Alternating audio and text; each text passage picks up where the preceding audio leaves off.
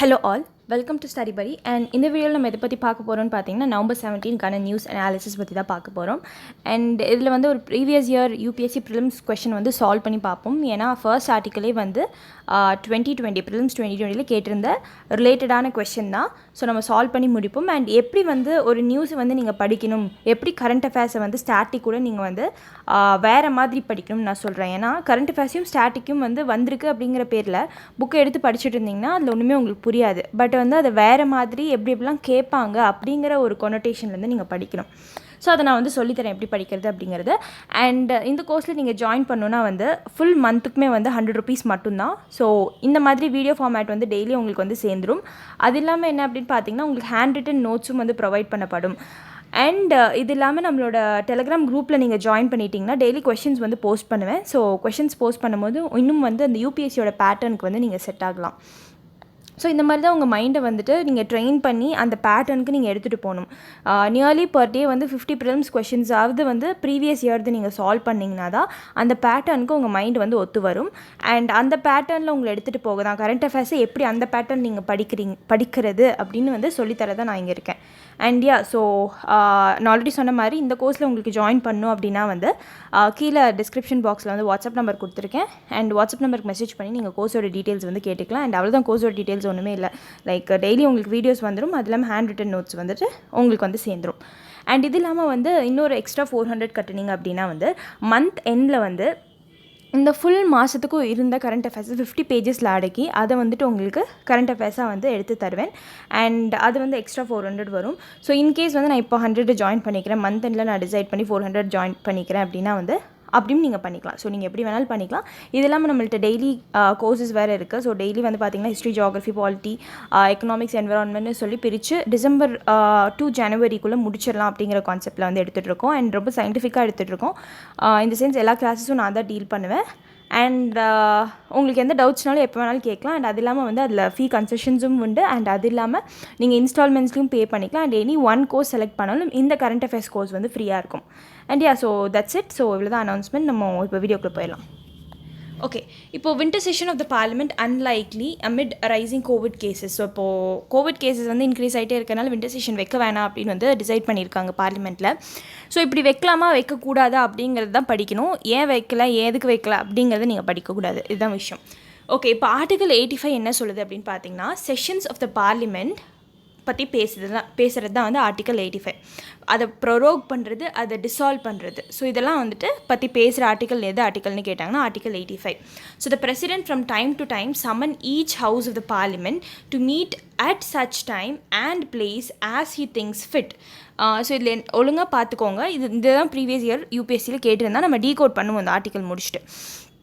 So president நினச்சார்னா எந்த டைமில் வேணாலும் ஹவுஸை வந்து சமன் பண்ணலாம். சமன் அப்படின்னு என்னென்னு பார்த்தீங்கன்னா கூப்பிட்றது, வாங்க செஷனுக்கு உட்காரலாம் அப்படிங்கிற மாதிரி வந்து கூப்பிட்றது. ஓகேங்களா? ஸோ வந்துட்டு இன்னொரு கான்ஸ்டியூஷன் என்ன சொல்லியிருக்காங்கன்னு பார்த்தீங்கன்னா இந்த டைம் அவர் சமன் பண்ணுற டைம் வந்துட்டு 6 months கேப்புக்குள்ளே இருக்கணும். ஃபார் எக்ஸாம்பிள் வந்து 6 மாதத்துக்கு ஒரு தடவையாவது அவங்க மீட் பண்ணுற மாதிரி இருக்கணும். 6 months எக்ஸாக்ட்லின்னு சொல்லி கான்ஸ்டியூஷனில் கொடுக்கல, நான் இங்கே எழுதியிருக்கேன் உங்களுக்காக. பட் அங்கே வந்து வேறு வேர்டிங்ஸ் யூஸ் பண்ணியிருக்காங்க. ஸோ இந்த மாதிரி இவ்வளோ டேஸ் வந்து எக்ஸீட் ஆகக்கூடாதுன்னு சொல்லியிருக்காங்க. பட் ப்ராக்டிக்கலாக அந்த இது டீகோட் பண்ணி பார்த்தீங்கன்னா 6 மாதத்துக்கு ஒரு தடவையாவது மீட் பண்ணியிருக்கணும் அப்படின்னு சொல்லியிருப்பாங்க. இப்போ 6 மாதத்துக்கு ஒரு தடவைனா வருஷத்துக்கு 2 தடவையாவது மீட் பண்ணணும் அப்படிங்கிற மாதிரி அந்த மீனிங். ஓகேங்களா? ஓகே, இப்போ வந்து president from time to time prorogue the house or either house. Prorogue அப்படின்னா என்ன அப்படிங்கிறது நான் உங்களுக்கு சொல்லித்தரேன். அண்ட் இது இல்லாமல் பிரசிடென்ட் வந்து dissolve the house of the people. உங்களுக்கே தெரியும் லோக்சபாவை 2 விஷயமாக டிசால்வ் பண்ணலாம். ஒன்று 5 வருஷம் டேர்ம் முடிஞ்சிருச்சு அப்படின்னா டிசால்வ் பண்ணலாம், பிரசிடென்ட் தான் டிசால்வ் பண்ணுவார். அண்ட் அது இல்லாமல் கவுன்சில் ஆஃப் மினிஸ்டர்ஸ் வந்து சொன்னாங்க, ஸோ கான்ஃபிடென்ஸ் லூஸ் பண்ணிட்டாங்க அப்படின்னா டிசால்வ் பண்ணலாம் லோக்சபாவை. ஸோ அது பண்ணுறதும் பிரசிடென்ட் தான். இப்போ யூஸ்வலாக வந்து உங்களுக்கே தெரியும் 3 செஷன் இருக்குது நம்ம பார்லிமெண்ட்டில். ஒன்று வந்துட்டு budget session Feb to May வரைக்கும் போகும். அப்புறம் ஒரு மாதம் கேப் போட்டு மான்சூன் செஷன் வந்துட்டு July to September. அப்புறம் வின்டர் செஷன் வந்து November December. இருக்கிறது வின்டர் செஷன் தான் ரொம்ப குட்டியான செஷன். இப்போ வந்து இதை கான்ஸ்டியூஷனில் மென்ஷன் பண்ணியிருக்காங்களா இல்லையான்னு பார்த்தீங்கன்னா இந்த 3 செஷனை பற்றி மென்ஷன் பண்ணல. ஆர்டிகல் 85 நம்ம கிளியராக பார்த்துட்டோம். இந்த மாதிரி 6 months ஒன்ஸ் மீட் பண்ணணும்னு மட்டும் தான் கொடுத்துருக்காங்க. இந்த செஷனில் அப்படின்லாம் எதுவும் சொல்ல கிடையாது. இது நம்மளா போட்டுக்கிட்ட session, budget session, monsoon, winter session 3ஆக பிரித்து போட்டிருக்காங்க. இப்போது ப்ராக்டிக்கலாக பேசணும் அப்படின்னா வந்து நான் சொன்ன பிரசிடென்ட் தான் அப்படிங்கிற மாதிரி ஆர்டிகல் 85ல் கொடுத்துருக்காங்க. President from time to time சம்மன்னு சொல்லி கொடுத்துருக்காங்க. ஹவுசஸை வந்து கால் பண்ணுவார் அப்படிங்கிற மாதிரி சொல்லியிருக்கேன். பட் ப்ராக்டிக்கலாக பேசினா பிரசிடென்ட் நிறைய வேலை இருக்குது, போயிட்டு பார்லிமெண்ட்டை வந்து வாங்க உட்காருங்கன்னெலாம் சொல்ல மாட்டார். ஸோ அது யார் பண்ணுவாங்கன்னு பார்த்தீங்கன்னா நடைமுறையில் ப்ராக்டிகாலிட்டியில் யார் பண்ணுவாங்கன்னா cabinet committee on parliamentary affairs நீங்கள் கேள்விப்பட்டிருப்பீங்க. ஸோ இந்த கமிட்டி தான் வந்து பண்ணுவாங்க. Decides date of session plus gives 2 weeks notice. So இந்த மாதிரி நான் ஆல்ரெடி சொன்னேன் இல்லையா, அந்த பட்ஜெட் செஷன் இந்த டேட் இந்த மந்த் டு இந்த மந்த் வைப்பாங்க அப்படிங்கிற மாதிரி. ஸோ அதுக்கு வந்து டேட் கொடுக்குறது யாருன்னு பார்த்தீங்கன்னா cabinet committee on parliamentary affairs. So இவங்க வந்து உள்ளே இருக்கிற எம்பிஸ்க்கு வந்துட்டு 2 வாரத்துக்கு முன்னாடி இன்டிமேட் பண்ணிடணும், இந்த மாதிரி நம்ம வைக்க போகிறோம், ஸோ எல்லாம் வந்து சேர்ந்துருங்க, அசெம்பிள் ஆயிருங்க அப்படிங்கிற மாதிரி. இப்போ வந்து நான் 2 விஷயத்துக்கு மீனிங் நான் கொடுக்க போகிறேன். ஒன்று வந்து அட்ஜர்ன்மெண்ட்னா என்ன, இன்னொன்று ப்ரோரோக்னா என்ன அப்படின்னு சொல்லிட்டு. இப்போது நம்ம பார்த்தோம் president from time to time prorogue the houses or either houseன்னு சொல்லி பார்த்தோம். கரெக்டாக ப்ரொரோக்னா என்ன அப்படின்னு பார்த்தீங்கன்னா முடிக்கிறது தான் ப்ரொரோக். இப்போ அட்ஜார்ன்மெண்ட் அப்படின்னா bringing into halt the sitting of the session. இப்போது பட்ஜெட் செஷன் வந்து போயிட்டுருக்குன்னு வச்சுக்கோங்களேன். 3 மாதம் வந்து பட்ஜெட் செஷனில் வந்து மீட் பண்ணுவாங்க. ஸோ இப்போ வந்து ஃபெப்ரவரி, மார்ச், ஏப்ரல், மே 4 மாதம் டைம் இருக்குது. இதில் வந்துட்டு எப்போ வேணாலும் வந்து எவ்வளோ செஷன்ஸ் வேணாலும் இருக்கலாம். ஐ மீன் அதுக்குள்ளே பட்ஜெட் செஷனுங்கிறது ஒரு செஷன், ஆனால் அதுக்குள்ளே வந்து நிறைய சிட்டிங்ஸ் வந்து இருக்கும். ஸோ இந்த சிட்டிங்ஸ் வந்து உட்காந்துட்டு போகிறாங்க பார்த்தீங்களா, இன்றைக்கு நாளைக்கு அப்படின்னு சொல்லிட்டு அது முடியும். ஒரு விஷயத்தை வந்து எடுக்கிறாங்களா, பேசி முடிக்கிறாங்கன்னா அதுக்கு ஒரு 2 days 3 daysங்கிறது ஒரு சிட்டிங். ஓகேங்களா, அந்த சிட்டிங்கை வந்துட்டு முடிக்கணும். ஸோ அது பண்ணுறது யாருன்னு பார்த்தீங்கன்னா bringing into halt the sitting of the session. அந்த செஷனை வந்துட்டு ஹால்ட்டுக்கு கொண்டு வர்றது. ஸோ இப்போது 3 days வந்து ஒரு சிட்டிங் பண்ணுறாங்க அப்படின்னா அந்த 3 days முடிக்கிறது தான் வந்து அட்ஜர்ன்மெண்ட். அது வந்து ப்ரிசைடிங் ஆஃபீஸர் தான் பண்ணுவார். ஸோ ஸ்பீக்கர் வந்து பண்ணுவார், லோக்சபா அண்ட் சேர்மன் வந்து பண்ணுவார். ஓகேங்களா, ஸோ இந்த மாதிரி லோக்சபா ராஜ்யசபாவில் இவங்க 2 பேர் பண்ணுவாங்க. ப்ரிசைடிங் ஆஃபீஸர் யாருன்னு உங்களுக்கு நல்லா தெரியும். ப்ரொரோக் யார் பண்ணுவாங்கன்னு பார்த்தீங்கன்னா பிரசிடென்ட் மட்டும் தான் பண்ணுவாங்க. ப்ரொரோக்னா ஃபுல் செஷன் ப்ளஸ் சிட்டிங். இப்போது ஒரு நாளைக்கு வந்து ஒரு சிட்டிங் வந்து நடக்குது அப்படின்னா வந்து அதை நாளைக்கு பார்த்துக்கலாம் அப்படின்னு சொல்லி ஹால்ட் பண்ணுறது, நாளைக்கு வந்து இதை கன்டினியூ பண்ணலான்னு சொல்லிட்டு ஆர்டர் கொடுக்குறது அட்ஜர்ன்மெண்ட். இப்போ இந்த சிட்டிங் ஒரு மேட்டரை பேசி முடிச்சுட்டாங்க, ஸோ 3 நாள் வந்து இந்த சிட்டிங் முடிஞ்சிடுச்சு அப்படின்னா அதை வந்து முடிச்சு வைக்கிறது வந்துட்டு பிரசிடென்ட். அது இல்லாமல் வந்து ஒரு ஃபுல் செஷன் பட்ஜெட் செஷன் வந்து ஆரம்பிச்சது சம்மன் பண்ணது யார், பிரசிடென்ட் தான். அப்போ அது முடிச்சு வைக்கிறது யார், பிரசிடென்ட்டாக தான் இருக்கணும். So I think you got the difference between adjournment and prorogue. So adjourn பண்ணலாம் அப்படிங்கிறது வந்துட்டு நாளைக்கு பார்த்துக்கலாம் அப்படிங்கிற மாதிரி. ப்ரொரோக்னா ஓகே முடிஞ்சிருச்சு அடுத்த செஷனில் பார்த்துக்கலாம் அப்படிங்கிற மாதிரி தான் வந்துட்டு ப்ரொரோக். அவ்வளோதான். ஸோ இது எப்படி வந்துட்டு போன வருஷம் ஐ மீன் October 4th அன்றைக்கு கொஷின் பேப்பரில் கேட்டாங்க அப்படிங்கிறத நம்ம பார்ப்போம். ஸோ இதுதான் நம்மளோட ஸ்டடி படி டெலிகிராம் குரூப்பில் ஜாயின் பண்ணிட்டீங்க அப்படின்னா டெய்லி அப்டேட்ஸ் வந்து உங்களுக்கு கிடைக்கும். Okay sorry. இப்போ வந்து இதில் என்ன கேட்டிருக்காங்கன்னு பாருங்கள். The President of India can summon a session of the Parliament at such place as he thinks fit. So இப்போ தான் பார்த்தோம் நம்ம president from time to time அவர் எந்த இடத்துல வந்து நினச்சாரோ பிளேஸை he decides, அவர் டிசைட் பண்ணுற இடத்துல தான் வந்து they'll keep the session.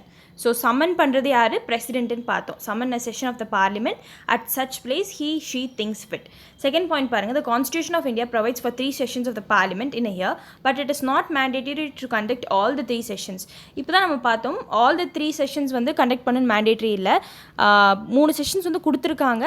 But then என்ன அப்படின்னு பார்த்தீங்கன்னா 2 செஷன் வந்து வச்சாவே போதும். 6 மாதத்துக்கு ஒரு தடவை ஒரு செஷன் வச்சாவே போதுமே. ஸோ 3 வைக்கணும்னு மேண்டேட்டரி கிடையாது அப்படிங்கிற மாதிரி பார்த்தோம். இது உங்களுக்கு தெரியும். பட் மேலே இருக்கிற பாயிண்ட் வந்து இப்போ தான் நான் சொன்னேன் உங்களுக்கு 3 செஷனும் வந்து நம்மளோட கன்வீனியன்ஸ்க்காக வச்சுருக்கோம். பட் கான்ஸ்டியூஷன் அதை மென்ஷன் பண்ண கிடையாதுன்னு சொன்னேன். ஸோ இந்த பாயிண்ட் டெஃபினட்டாக உங்களுக்கு தப்புன்னு தெரிஞ்சிருக்கும். And there is no minimum number of days that the parliament is required to meet in a year.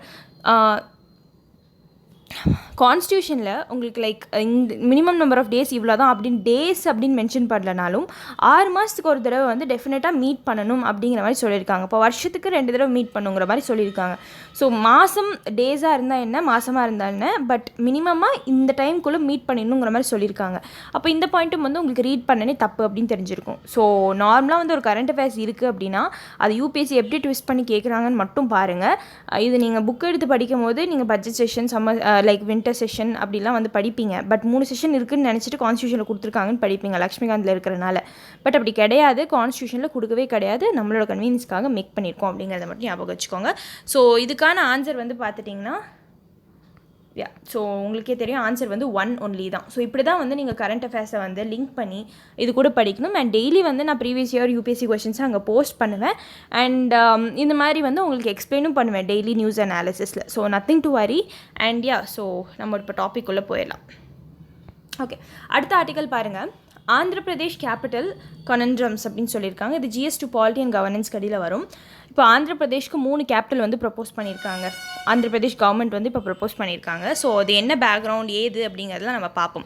So இப்போ ஆந்திர பிரதேஷ் தெலுங்கானா பைஃப்யூரிகேட் பண்ணது உங்களுக்கு நல்லா தெரியும். ஸோ அதுக்கப்புறம் வந்து ஆந்திர பிரதேஷில் 3 கேபிட்டல் ப்ரப்போஸ் பண்ணாங்க. ஒன்று கர்னூல், இங்கே அமராவதி, அதுக்கு மேலே விசாகப்பட்டினம். ஓகேங்களா? இப்போ விசாகப்பட்டினமை எக்ஸிக்யூட்டிவ் கேபிட்டலாக வச்சுக்கலாம், அமராவதியை லெஜிஸ்லேட்டிவாக வச்சுக்கலாம், கர்னூலை ஜுடிஷியல் கேபிட்டலாக வச்சுக்கலாம். ஸோ ஒன்றும் இல்லைங்க, கோர்ட்ஸ் எல்லாம் அங்கே இருக்கும், லெஜிஸ்லேச்சர்ஸ்லாம் வந்துட்டு அமராவதியில் இருக்கும், எக்ஸிக்யூட்டிவ்ஸ்லாம் வந்துட்டு எங்கே இருப்பாங்கன்னு பார்த்தீங்கன்னா விசாகப்பட்டினமில் இருப்பாங்க.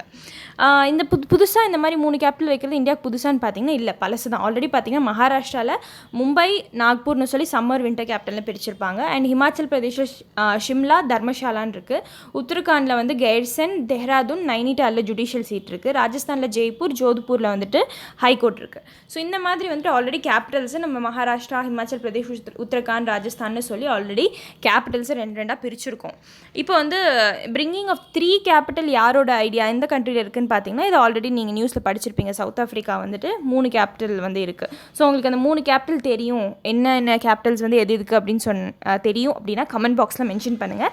பார்க்குறேன் யாரும் மென்ஷன் பண்ணுறீங்க அப்படிங்கிறது. அண்ட் ஸோ இப்போ ஆந்திரா வந்து பார்த்தீங்கன்னா 2 கமிட்டிஸ் நீங்கள் ரிலேட் பண்ணி படிக்கணும். ஆந்திராவை வந்து பைஃப்யூரிகேட் பண்ணக்கப்புறம் என்ன ஆச்சு அப்படிங்கிறது.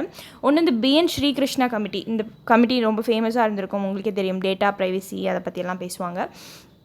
இப்போ வந்து Rayalaseema plus northern coastal plain Andhra பிரதேஷில் வந்து ரொம்ப பேக்வேர்டாக இருக்குது அப்படிங்கிற மாதிரி சொல்லியிருக்காங்க. ஸோ அந்த இடத்த டெவலப் பண்ணணுன்னா அந்த இடத்துல வந்து ஏதாவது பெருசாக ஒரு கேபிட்டல் மாதிரி வரணும். கேபிட்டல் இப்போ டெல்லி ஏன் அவ்வளோ இதாக இருக்குது, சென்னை ஏன் எவ்வளோ இருக்குன்னா கேபிட்டல் சிட்டிஸ். ஸோ அதை சுற்றி கண்டிப்பாக வந்துட்டு டெவலப்மெண்ட்ஸ் இருக்கும். அதே மாதிரி தான் இந்த மாதிரி 3 கேபிட்டல் வச்சா அதை சுற்றின டெவலப்மெண்ட்ஸ் வரும் அப்படிங்கிற மாதிரி சொல்லியிருக்காங்க. 2014 பார்த்தீங்கன்னா KC சிவராமன் கிருஷ்ணன் கமிட்டி வந்து decided on new capital for Andhra Pradesh. புது ஒரு கேபிட்டல் வந்து ஆந்திர பிரதேஷ் கொடுக்கலாம் அப்படிங்கிற மாதிரி. ஏன்னா ஹைதராபாத் வந்து தெலுங்கானாக்கு போயிடுச்சு. ஹைதராபாத் தான் முதல்ல வந்து கேபிட்டலாக இருந்தது. ஸோ யோசிச்சு பாருங்கள், அதை சுற்றின எவ்வளோ டெவலப்மெண்ட்ஸ் இருக்கும். இப்போ ஆந்திராவை பிரிக்கும் போது தெலுங்கானாக்கு வந்து ஹைதராபாத்தை கொடுக்கும்போது ஆப்வியஸாக வந்துட்டு ஒரு பிரச்சனை மாதிரி வரும். ஸோ ஆந்திராவுக்கு வந்து ஒரு புது கேபிட்டல் வந்து ஒரு கிரியேட் பண்ணும் அப்படிங்கிற மாதிரி சொல்லியிருந்தாங்க. And there is regional imbalance. Andhra பிரதேஷில் ரொம்ப ரீஜனல் இம்பேலன்சஸ் வந்து இருக்குது. அண்ட் இதை சரிப்படுத்தணும் அப்படின்னா டீசென்ட்ரலைஸ் கவர்னன்ஸ் ஆர் கவர்மெண்ட் வந்து கொண்டு வரணும் அப்படிங்கிற மாதிரி சொல்லியிருக்காங்க. ஸோ இந்த மாதிரி 3 கேபிட்டல்ஸாக பிரிக்கிறது இன் ஃபேவர் அகேன்ஸ்ட்னு சொல்லி பாயிண்ட்ஸை பிரித்து எப்பவுமே எழுதி வச்சுக்கோங்க. ஏன்னா எக்ஸாமில் கேட்கும்போது இது நீங்கள் வந்து இன்ஃபேவராகவும் எழுதலாம், கன்சர்ன் அகேன்ஸ்டாகவும் நீங்கள் எழுதலாம். இன்ஃபேவர் பார்த்துட்டிங்கன்னா இந்த மாதிரி பிரிக்கும் போது நான் ஆல்ரெடி சொன்னேன், இப்போ இந்த 3 இடம் வந்துட்டு இதை சுற்றின டெவலப்மெண்ட் இருக்கும், இது சுற்றின டெவலப்மெண்ட் இருக்கும், இது சுற்றின டெவலப்மெண்ட் இருக்கும். இப்போ அமராவதியில் மட்டும் நீங்கள் டெவலப் பண்ணிங்கன்னா இங்கே மட்டும்தான் டெவலப்மெண்ட் வந்து இருக்கும். இன்ஃப்ராஸ்ட்ரக்சராக இருக்கட்டும், எது வேணாலும் இருக்கட்டும், அங்கே தான் டெவலப் ஆகும். ஸோ இது வந்து ஒரு டீசென்ட்ரலைஸ் டெவலப்மெண்ட் வந்து ஏற்படுத்தி கொடுக்கும். இவர் சொன்ன மாதிரி இந்த KC சிவராமகிருஷ்ணன் கமிட்டியில் சொன்ன மாதிரி. அண்ட் ஈக்குவல் டெவலப்மெண்ட் வந்து கொடுக்கும். இப்போ 3 இடத்த நீங்கள் வந்து பிரிச்சிருக்கீங்க அப்படின்னா ஆந்திராவை 3ஆக பிரிக்கிற மாதிரி அது சமம். ஸோ ஈக்குவல் டெவலப்மெண்ட் இருக்கும். இது இல்லாமல் இது ஒரு புது ப்ராக்டிஸ் இல்லையே, பழைய ப்ராக்டிஸ் தான். ஆல்ரெடி 2 கேபிட்டல் 3 கேபிட்டல் மாதிரி இருக்குது. ஸோ சவுத் ஆஃப்ரிக்காவில் ஃபாலோ பண்ணுறாங்க, பிரேசிலில், ஆஸ்திரேலியாவில், பொலிவியாவில் ஃபாலோ பண்ணுறாங்க, இந்தியன் ஸ்டேட்ஸில் கூட ஃபாலோ பண்ணுறாங்க அப்படிங்கிற மாதிரி. இது இல்லாமல் இட் வில் பூஸ்ட் அர்பனைசேஷனுக்காக வந்துட்டு அந்த இடத்த போய் தனியாக நீங்கள் டெவலப் பண்ணணும்னு அவசியம் இல்லை. இந்த மாதிரி கேபிட்டல்ஸ் வச்சிட்டிங்க அப்படின்னா ஆப்வியஸாக அதை சுற்றி டெவலப்மெண்ட்ஸ் நடக்கும். பட் இதுக்கு அகெயின்ஸ்டாக வந்து என்னென்னு பார்த்தீங்கன்னா எக்ஸிக்யூட்டிவ் லெஜிஸ்லேச்சரும் வந்து ஒன்றா வேலை செய்கிறவங்க. இப்போ லெஜிஸ்லேச்சரில் இருக்கிறவங்க தானே எக்ஸிக்யூட்டிவ் இந்தியாவில். ஸோ இந்த மாதிரி இருக்கும்போது என்னென்னு பார்த்தீங்கன்னா தே ஒர்க் இன் கான்சோனன்ஸ்.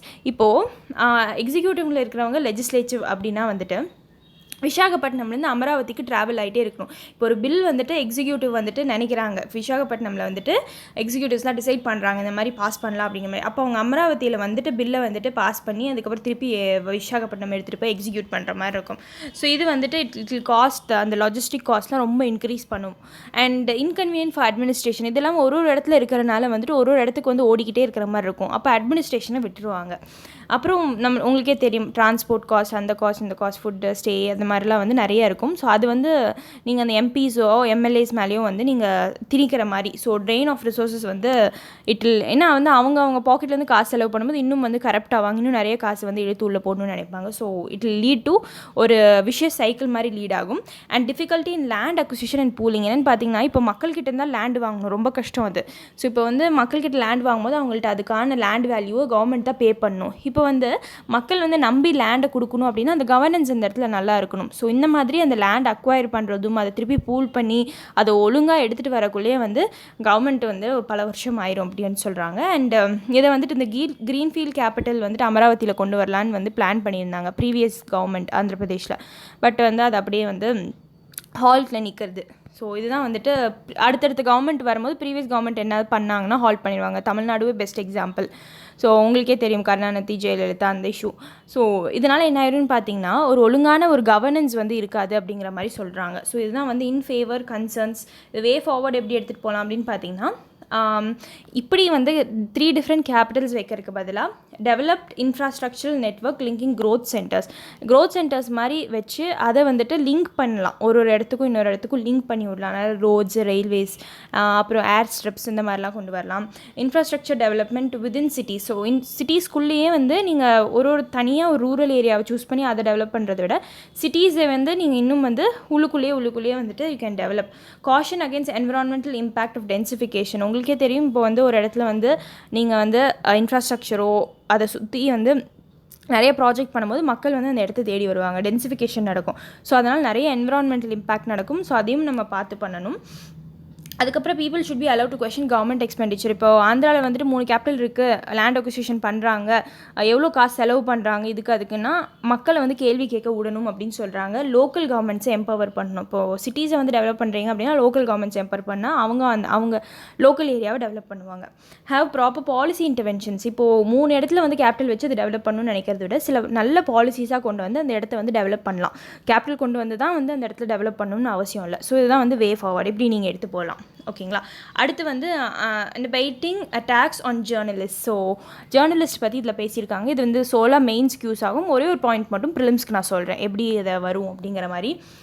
இப்போ வந்து ஜேர்னலிஸ்ட் மேலே increase attack on journalist in India reflected in world press freedom index. So world press freedom இண்டெக்ஸ்னு சொல்லி ஒரு இண்டெக்ஸ் இருக்குது. ஸோ அதில் வந்துட்டு இந்தியாவோட ரேங்கிங் ரொம்ப மோசமாக இருக்கிறனால நிறைய ஜேர்னலிஸ்ட்டை அட்டாக் பண்ணுறாங்க இந்தியாவில் அப்படிங்கிற மாதிரி சொல்கிறாங்க. இப்போ இந்தியாவில் ஸ்பெசிஃபிக்காக பார்த்துட்டிங்கன்னா இந்த world press freedom index report வந்துட்டு 2020 39 ஜேர்னலிஸ்ட் வந்து லைக் இந்தியாவில் மட்டும் இல்லை, லைக் 39 ஜேர்னலிஸ்ட் வந்து டோட்டலாக வேர்ல்டில் வந்து இறந்து போயிருக்காங்க, கொண்டிருக்காங்க அப்படிங்கிற மாதிரி சொல்லியிருக்காங்க. ஸோ இந்தியன் ஜேர்னலிஸ்ட்டை வந்து எப்படிலாம் அட்டாக் பண்ணியிருக்காங்கன்னு பார்த்தீங்கன்னா இல்லீகல் டிடென்ஷன், அவங்க அரெஸ்ட் பண்ணுறது, டார்ச்சர், அட்டாக் பண்ணி கில் பண்ணியிருக்காங்க. எதுக்காக அப்படின்னு பார்த்தீங்கன்னா இந்த சென்சிட்டிவ் இஷ்யூஸ்லாம் கவர் பண்ண ஜேர்னலிஸ்ட்டு. அதுக்கப்புறம் என்ஜிஓ ரிப்போர்ட் வந்து என்ன சொல்லுது அப்படின்னு பார்த்தீங்கன்னா 198 பீப்புள் வந்துட்டு ஜேர்னலிஸ்ட்டை வந்து அடிச்சிருக்காங்க. அதில் 40 பேர் வந்து இறந்து போயிருக்காங்க, attacked and died between 2014 to 19 இவ்வளோ கொலைகள் வந்து நடந்திருக்கு. இப்போ உங்களுக்கே ஃபேமஸ் கேஸ் தெரியும், கௌரி லங்கேஷை வந்து 2017 பெங்களூரில் கொன்னாங்க. அதுக்கப்புறம் வந்து நிறைய பேர் வந்து போராட்டத்தில் வந்து ஈடுபட்டாங்க. அதில் தான் போலீஸ் இன்வெஸ்டிகேஷனை ஸ்ட்ராங் பண்ண சொல்லியிருந்தாங்க. இந்த மாதிரி ஜேர்னலிஸ்ட்டுக்கு அகேன்ஸ்டாக நடக்கிற அட்டாக்ஸை வந்துட்டு கவனிங்க, கேளுங்க அப்படிங்கிற மாதிரி. இப்போ இந்தியாவில் ஸ்பெசிஃபிக்காக பார்த்துட்டோம்னா 180 கண்ட்ரீஸில் 2018 138 ரேங்க் இருந்தோம். அப்படியே பின்னாடி போய் 140 போனோம் 2019. 2020 142 போயிட்டோம். ஸோ இதுலேருந்தே வந்து இந்த ஆர்டிக்கல் வந்து பேசியிருந்தாங்க. அண்ட் உங்களுக்கான ப்ரிலிம்ஸ் பாயிண்டர்ஸ் என்ன அப்படின்னு பார்த்தீங்கன்னா world press freedom index report யார் ரிலீஸ் பண்ணுறாங்க, யார் கம்பைல் பண்ணுறாங்க அப்படின்னு பார்த்தீங்கன்னா ரிப்போர்ட்டர்ஸ் விதவுட் பார்டர்ஸ். ஸோ இவங்க தான் வந்து கம்பைல் பண்ணி இந்த வேர்ல்டு ப்ரெஸ் ஃப்ரீடம் இண்டெக்ஸ் ரிப்போர்ட்டை வந்து விடுறாங்க. அண்ட் இதுக்கு ரிலேட்டடாக பார்த்தீங்கன்னா மகாராஷ்டிரா என்ன பண்ணியிருக்காங்கன்னு பார்த்தீங்கன்னா லா பாஸ் பண்ணியிருக்காங்க ஜேர்னலிஸ்ட்டை ப்ரொடெக்ட் பண்ணுறதுக்காக. Maharashtra media persons and media institutions act of 2017 சொல்லி ஒரு லா பாஸ் பண்ணியிருக்காங்க. ஸோ இந்த லா படி என்னென்னு பார்த்தீங்கன்னா இது நீங்கள் ஃபுல்லாக சோல் பர்பஸ் மெயின்ஸ் தான் யூஸ் பண்ண முடியும். Maharashtra media persons and media institutions ஆக்ட்னு சொல்லிட்டு. ஸோ இது ஃபீச்சர்ஸ் என்னென்னு பார்த்தீங்கன்னா prevention of violence against media persons while on duty. அவங்க டியூட்டியில் இருக்கும்போது அவங்களுக்கு அகேன்ஸ்டாக எந்த வயலன்ஸ் பண்ணாலும் வந்து இதில் கவர் பண்ணுவாங்க, இந்த ஆக்ட் கடியில் வந்துடுவாங்க. பனிஷ்மெண்ட் பார்த்தீங்கன்னா 3 வருஷத்துலேருந்து அண்ட் 3 வருஷம் வந்து ஜெயில் தண்டனை, அது இல்லாமல் 50,000 வந்து ஃபைன், இல்லைனா ரெண்டுமே கட்டணும். அண்ட் இன்வெஸ்டிகேஷன் வந்து பார்த்துட்டிங்கன்னா யார் இன்வெஸ்டிகேட் பண்ணுவா மகாராஷ்டிரானா not below the rank of DSP. So டிஎஸ்பிக்கு மேலே இருக்கிறவங்க தான் இன்வெஸ்டிகேட் பண்ணுவாங்க. இதோட நேச்சர் இன்கேஸ் வந்து அவங்க நீங்கள் அட்டாக் பண்ணினீங்க அப்படின்னா வந்து இட் இஸ் காக்னிசபிள் அண்ட் நான் பெயிலபிள். காக்னிசபிள் அப்படின்னா ரொம்ப சீரியஸான த்ரெட் அட்டாக். ஸோ அது வந்துட்டு எஃப்ஐஆர்லாம் ஃபைல் பண்ண மாட்டாங்க. அண்ட் டேரெக்டாக வந்து உங்களை முன்னாடி வந்துட்டு ஃபைல் பண்ணியிருக்க மாட்டாங்க. டேரெக்டாக வந்து வாரண்ட் இல்லாமே வந்து உங்களை அரெஸ்ட் பண்ணலாம். ஸோ அதுதான் வந்து காக்னிசபிளுக்கு மீனிங். வாரண்ட் இல்லாமே வந்து உங்களை வந்து அரெஸ்ட் பண்ணுறது. அண்ட் நான் பெயிலபிள் அப்படின்னா பெயில் வாங்க முடியாது. அண்ட் காம்பன்சேஷன் வந்து நீங்கள் கொடுக்கணும். ஜேர்னலிஸ்ட் அட்டாக் பண்ணிங்கன்னா அவங்களுக்கான லாஸ் நீங்கள் கொடுக்கணும். மெடிக்கல் எக்ஸ்பெண்டிச்சர் நீங்கள் எடுத்துக்கணும். இன்கேஸ் வந்து நீங்கள் உங்களால் இந்த லாஸோ மெடிக்கல் எக்ஸ்பெண்டிச்சரோ கவர் பண்ண முடியல அப்படின்னா வந்து இதை வந்து கவர்மெண்ட் உங்கள்கிட்ட it will recover as arrears of land ரெவன்யூக்கு வந்து நீங்கள் காசு கட்டல, டேக்ஸ் கட்டல அப்படிங்கிற மாதிரி இருக்கும் போது அது எப்படி நீங்கள் அரியர் போக போக இன்னும் டேக்ஸ் வந்து இன்க்ரீஸ் ஆகிட்டு இருக்கும், இன்ட்ரெஸ்ட் அந்த மாதிரி வந்து உங்கள்கிட்ட காசை வாங்கிடுவாங்க. அண்ட் இது வந்து மீடியா பர்சன் மிஸ்யூஸ் பண்ணாங்கனாலும் இது அவங்களுக்கும் தண்டனை உண்டு. ஸோ அதே தண்டனை தான் 3 years and 50K ஃபைன், இல்லைனா போத். அண்ட் இன்னொரு விஷயம் பார்த்தீங்கன்னா accreditation card of media person to be revoked. அவங்க கார்டு வச்சுருப்பாங்க பார்த்தீங்களா, நான் மீடியா பர்சன், அதை வந்துட்டு அவங்கள ரிவோக் பண்ணி விட்ருவாங்க. அவங்க அந்த வேலையிலே இல்லாத மாதிரி பண்ணி விட்ருவாங்க. ஸோ சிமிலராக சத்தீஸ்கரும் வந்து is also coming up. So Maharashtra இந்த மாதிரி பண்ணாங்க இல்லையா, ஸோ அதே மாதிரி வந்துட்டு it's making up laws for the journalist. Bill pass பண்ணியிருக்காங்க அவங்களோட இதில். ஸோ இந்த மாதிரி வந்து மகாராஷ்டிராவோ சத்தீஸ்கர் மட்டும் வந்து கொண்டு வரக்கூடாது. India should bring up more and more laws. அப்போ தான் நம்ம வந்து இந்த 142nd பொசிஷன்லேருந்து மேலே கொஞ்சம் ஏற முடியும் இந்த வேர்ல்டு ப்ரெஸ் ஃப்ரீடம் இண்டெக்ஸ் ரிப்போர்ட்டில். அப்படிங்கிற மாதிரி நீங்கள் வே ஃபார்வர்ட் வந்து எடுத்துகிட்டு போகலாம். ஓகே, அடுத்த ஆர்டிக்கல் பார்த்தீங்கன்னா needed a policy frame work in step with technology அப்படின்னு சொல்லியிருக்காங்க. ஸோ என்ன இது அப்படின்னு பார்த்தீங்கன்னா ஐசிடியை பற்றி பேசியிருக்காங்க. இன்ஃபர்மேஷன் கம்யூனிகேஷன் டெக்னாலஜி இப்போ வந்து எல்லாத்துலையும் யூஸ் பண்ணுறாங்க. அக்ரிகல்ச்சர் ட்ரோன்ஸில், மேனுஃபேக்சரிங் மெஷின்ஸில் ரோபோட்ஸ் யூஸ் பண்ணுறாங்க. சர்வீசஸில் உங்களுக்கே தெரியும், டிரான்ஸ்போர்ட்டேஷன், கம்யூனிகேஷன், இதில் எல்லாத்தையுமே வந்து வி ஹேவ் ஐசிடி. ஸோ இதை வந்து ரெகுலேட் பண்ணும். We need a policy framework. So இந்த டெக்னாலஜிஸை வந்து ரெகுலேட் பண்ணும். இப்போ government has multiple ministries and department to deal with specific sector and they work in silos with no coordination. So நம்ம இந்தியாவில் வந்து பார்த்திங்கன்னா கவர்மெண்ட் வந்து நிறைய டிபார்ட்மெண்ட்ஸ், நிறைய மினிஸ்ட்ரிஸ் இருக்குது. ஆனால் எல்லாம் ஒன்றா ஒர்க் பண்ணுறாங்கன்னு பார்த்தீங்கன்னா இல்லை, டிஃப்ரெண்ட்டாக ஒர்க் பண்ணுறாங்க. இப்போ ஒன்றா ஒர்க் பண்ணும்போது தான் மட்டும்தான் வந்து உங்களுக்கு ஒரு நியூ ஐடியாஸ் வந்து தோணும், லிங்க் பண்ணி வந்து ஒர்க் பண்ண தோணும். ஸோ இந்த மாதிரி கோஆர்டினேஷன் இல்லாத போது வந்து கவர்மெண்ட்டுக்கு நிறையா வந்து இந்த ஐசிடியிலேருந்து ரீப் பண்ண முடியாத பெனிஃபிட்ஸை. இப்போ ministry of electronics, ministry of heavy இண்டஸ்ட்ரீஸ்ன்னு 2 இருக்குது. இப்போ மினிஸ்ட்ரி ஆஃப் ஹெவி இண்டஸ்ட்ரீஸ் வந்து ஆட்டோமொபைல்ஸை வந்து பார்த்துக்கிறாங்க. ஆனால் மினிஸ்ட்ரி ஆஃப் எலக்ட்ரானிக்ஸ் தான் வந்து அதுக்கான ரூல்ஸ் அண்ட் ரெகுலேஷன்ஸ்லாம் போடுறாங்க. ஸோ இந்த 2 மினிஸ்ட்ரியும் ஒன்றா வேலை செஞ்சால் மட்டும்தானே வந்து அது அவுட்கம் வந்து ஒழுங்காக வரும். ஸோ அந்த மாதிரி தான் வந்து சொல்கிறாங்க. இந்த ஐசிடி வந்து ரெகுலேட் பண்ணணும் கவர்மெண்ட் அப்படிங்கிற மாதிரி இந்த ஆர்டிக்கலில் ரொம்ப குட்டியாக முடிச்சிட்டாங்க.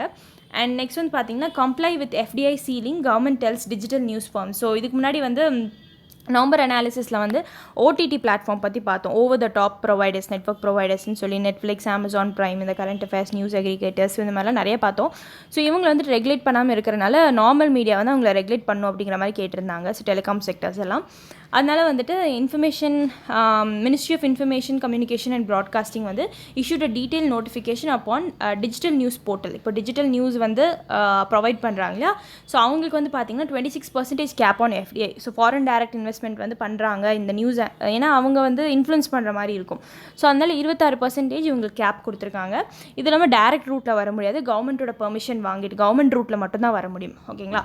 ஸோ இப்போ என்னென்னு பார்த்தீங்கன்னா டிஜிட்டல் மீடியா அண்ட் யாரெல்லாம் இவங்க வந்துட்டு லைக் கோ த்ரூ பண்ணுவாங்க அப்படின்னா, லைக் கவர்மெண்ட் வந்து அந்த சீலிங் வச்சுருக்காங்க பார்த்தீங்களா, டிஜிட்டல் மீடியா, நியூஸ் ஏஜென்சி, அப்புறம் நியூஸ் அக்ரிகேட்டர்ஸ். ஸோ நியூஸ் அக்ரிகேட்டர்ஸ்னால் வேரியஸ் நியூஸ்லேருந்து கலெக்ட் பண்ணி இப்போ இன்ஷாட்ஸ்லாம் இருக்குது இல்லையா, ஸோ அந்த மாதிரி நியூஸ் அக்ரிகேட்டர்ஸ் இவங்க எல்லாத்தையும் வந்து லைக் அந்த கேப் போட்டிருக்காங்க, 26% கேப். ஸோ இதான் வந்து சொல்லியிருக்காங்க. அந்த நியூஸ் போய் பாருங்கள். அந்த நியூஸ் நீங்கள் மறந்துட்டீங்க அப்படின்னா உங்கள் நோட்ஸில் இருக்கும், எடுத்து அந்த ஓவர் த டாப்னா என்ன அப்படிங்கிற மாதிரி பாருங்கள் அது ப்ரொவைடர். ஸோ இந்த மாதிரி வந்து நீங்கள் இந்த பாயிண்ட் அது கூட இன்க்ளூட் கூட பண்ணிக்கலாம். So what's behind the conflict between Ethiopian government and Tigray rebels. So இப்போ டிக்ரே ரெபல்ஸ் வந்துட்டு எத்தியோப்பியாவில் இருக்காங்க. ஸோ அவங்க யார் என்ன அப்படிங்கிறதுலாம் நீங்கள் படிக்க தேவையில்லை எக்ஸாமுக்கு. பட் அந்த லொக்கேஷன் என்ன ஏது அப்படிங்கிறது எக்ஸாமுக்கு முக்கியம். மேட்ச் த ஃபாலோயிங்லேயோ இல்லை வந்து மேப்லேயோ கேட்குறதுக்கு வாய்ப்பு இருக்குது. இப்போ எத்தியோப்பியன் கவர்மெண்ட் இது இருந்தாலும் இதோட பேக்ரவுண்ட் நான் சொல்லிடுறேன். இப்போ Ethiopian government let Prime Minister Abiy Ahmed military operation against an insurgent group Tigray People Liberation Front ன்னு சொல்லி. ஸோ இவங்க வந்து கைண்ட் ஆஃப் ரிபல் குரூப் கவர்மெண்ட்டுக்கு அகேன்ஸ்டாக இருக்கிறாங்க. ஸோ அதை பற்றி தான் இதில் பேசியிருக்காங்க. இப்போ எத்தியோப்பியா எங்கே இருக்குது பார்த்தீங்கன்னா, எத்தியோப்பியா வந்து ஆஃப்ரிக்கா மேப் எடுத்து பார்த்தீங்கன்னா இந்த ரைட் கார்னரில் இருக்கும். ஸோ அதுக்கு ரைட் சைடில் பார்த்தீங்கன்னா சொமாலியா இருக்கும். இதில் வந்து டிக்ரே வந்து மேலே எத்தியோப்பியாவோட நார்தர்ன் பார்ட்டில் இருக்கும். இப்போ டிக்ரேல தான் வந்து மெக்கலே அப்படிங்கிற இடம் இருக்குது. ஸோ அந்த இடம் தான் அவங்களோட டிக்ரே பீப்புள்ஸோட ரொம்ப இம்பார்ட்டண்ட்டான இடம்.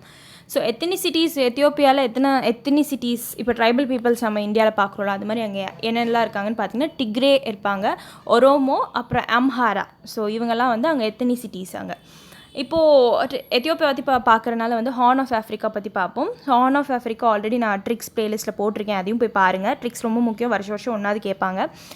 அண்ட் லேர்ன் த்ரூ சாங்ஸும் பாருங்கள், ஏன்னா அதுவும் ரொம்ப முக்கியம். அண்ட் ஹார்ன் ஆஃப் ஆஃப்ரிக்கா அது பார்த்திங்கன்னா சீட் அப்படிங்கிற ட்ரிக் வந்து ஞாபகம் வச்சுக்க சொன்னேன். So Somalia, Ethiopia, Eritrea, Djibouti. So இது 4 தான் வந்து ஹார்ன் ஆஃப் ஆஃப்ரிக்கான்னு வந்து சொல்லுவாங்க. அண்ட் ஸோ இன்றைக்கி நியூஸில் இவ்வளோ தான் கவர் பண்ணியிருக்காங்க. இப்போ கொஷின் ஃபார் த டேவும் வந்து பார்த்துருவோம். Okay, so question for the day வந்து பார்த்திங்கன்னா நான் இப்போ ஹார்ன் ஆஃப் ஆஃப்ரிக்கா கொடுத்துருக்கேன். இது பாருங்கள். இப்போ வந்து இது நேற்று கேட்டிருந்த கொஷின். நேற்று கேட்டிருந்ததில் வந்து இதுதான் வந்து சொல்லியிருக்காங்க. In India registration of birth and death is carried அந்த ப்ரொவிஷன்ஸ் ஆஃப் வேரியஸ் ஸ்டேட் லாஸ்ன்னு சொல்லியிருக்காங்க. இப்போது பாப்புலேஷன் சென்சஸ் வந்து இந்தியாவில் இருக்குது. அது இல்லாமல் வந்து we have another one for sex ratio. So அது நேற்று தான் வந்து உங்களுக்கு நான் டீச் பண்ணியிருந்தேன். அது பார்த்திங்கன்னா சிவில் ரெஜிஸ்ட்ரேஷன் சிஸ்டம்னு சொல்லுவாங்க. அது ஆனுவலி வந்து நடப்பாங்க. லோக்கல் ஏரியாஸில் டிஸ்ட்ரிக்ஸில் வந்து செக்ஸ் ரேஷியோஸ் வந்து எடுப்பாங்க. ஸோ குழந்தைங்க எவ்வளோ பிறந்திருக்காங்க, எவ்வளோ டெத் ஆகிருக்காங்க, அந்த மாதிரி. அண்ட் அதில் டாப் ஆனது வந்து அருணாச்சல் பிரதேஷ் அண்ட் ரொம்ப வர்ஸ்ட் ஸ்டேட் வந்து மணிப்பூர் தான். அதையும் நான் சொல்லிட்டேன். இப்போ அந்த ஆப்ஷன் வந்து தப்பு. ஸ்டேட் லாஸில் வந்து they are not registering births and deaths. India registration of birth and deaths is carried அந்த ப்ரொவிஷன் வெரி ஸ்டேட் லான்னு சொல்லியிருக்காங்க. It doesn't work like that. And the registration of birth and death is done by the registrar of the local area appointed by the concern state UT government. So states அவங்க வச்சிருக்கிற registrar தான் வந்து local ஏரியாவில் வச்சுருக்கிறவங்க தான் register பண்ணுவாங்க. And so 2 only is the correct answer. And that's it for the video. Thank you for watching. And இந்த கோர்ஸில் உங்களுக்கு ஜாயின் பண்ணுன்னா கீழே வாட்ஸ்அப் நம்பர் கொடுத்துருக்கேன், டிஸ்கிரிப்ஷன் பாக்ஸில் மெசேஜ் பண்ணி கேளுங்க. அதில் நம்ம டெலிகிராம் லிங்க்கில் வந்து ஜாயின் பண்ணிக்கோங்க. நான் அதில் நிறைய அப்டேட்ஸ் வந்து கொடுப்பேன் இந்த மாதிரி. And yeah, so that's it for the video. Thank you for watching.